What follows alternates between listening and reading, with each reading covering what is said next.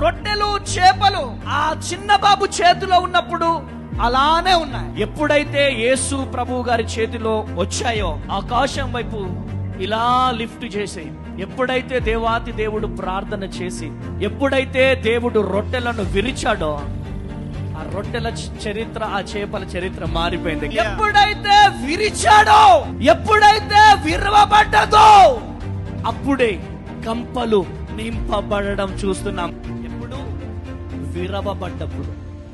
ఎప్పుడో యేసు ప్రభు చేతిలో పడినప్పుడు. ఈరోజు ఈ మాటలు వింటున్న ప్రియ దేవుని జనాంగమా, ఈరోజు దేవుడు మీతో మాట్లాడుతున్నాడు. ఈరోజు దేవుడు మిమ్మల్ని దర్శిస్తున్నాడు.